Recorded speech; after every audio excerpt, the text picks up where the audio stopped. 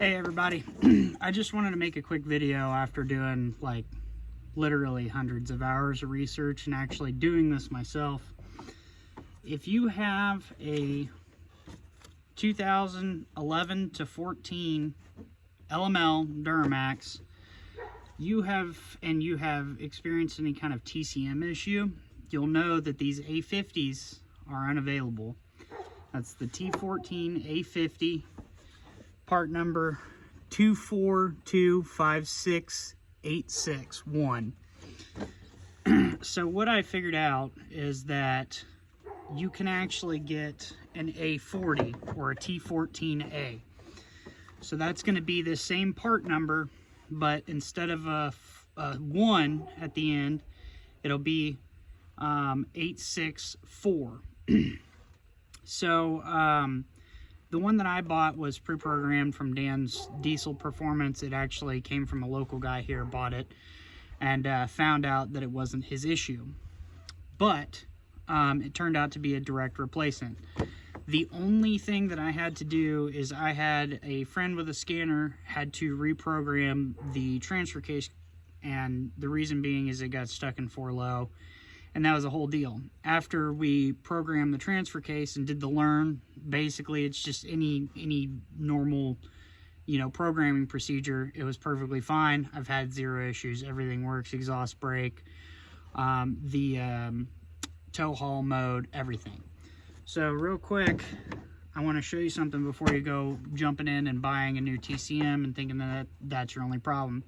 As this is a common issue, the other common issue is that you have a wire rub through, or you have inconsistent voltage or things like that.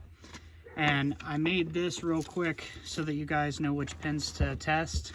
So it's going to be pin number 9 is battery negative, pin number 10 battery positive, pin number 69 is battery negative, and pin number 70 is battery positive. Now what you want to do is you want to make sure that you actually do have voltage between these pins, but you want to make sure that you have a full 12 volts going for your battery positive and negative. What I did is I run, my negative side of my voltage meter to this negative and to this positive, because that's the same part of that circuit. And then 69 and 70 also. You want to test your negative and your positive, make sure you're getting 12 volts or at least like 9, 10 volts, something like that. Don't know the exact amount, but make sure you're not getting 4 volts, for instance, because that's not enough.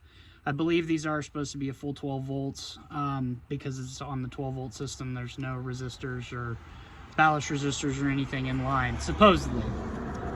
Now, once again, this is your TCM right here. These are real susceptible to heat. From what I've heard, you can do different things like throw them in the freezer and stuff like that. I actually went ahead and pulled this old one apart. I glued it back together because I thought I was going to have to use it as a core, but it turns out I didn't. To see if I could find out if there was something burnt up in the board or something that was easily replaced, and there was nothing, so that's junk now, whatever. Once again, what I replaced it with is out of an LMM. So it's 2000, I believe 2006 to 2010 or 9 or something like that. Anyways, it's the previous iteration of this, so it's an A40 or T14A. Again, the part number is the exact same as the A50, except it has a 4 on the end of it instead of a 1. So I hope this helped you guys out. There's a couple other things that you can test on these, but as far as I know, the only issues experienced really commonly are bad voltage to this or this going bad. There is also a connector on the inside of the frame rail behind the engine, just beside the driver door, that controls everything to your transmission. So if you're getting CAN bus codes and stuff like that, that might be a good place to go and check also for either frayed wires or a bad connection. But this has just been my experience. I banged my head against the wall for a week, 2 weeks, 3 weeks, whatever it was, trying to get this figured out. and this has been working perfect. So I'm glad that I decided to test it out. These are a lot more readily available, you know, $600-700 for a brand new one.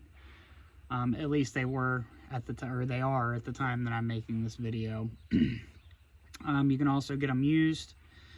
You may have to take it and have it relearned, but yeah, I mean, if you can get your hands on one and you're in a pinch and you really need to get your truck back up and going, this is plug and play. You can drive it the way that it is. It's going to shift kind of weird, and you may not have your four-wheel drive capability until you do the relearn, but get you on the road, get you good to go.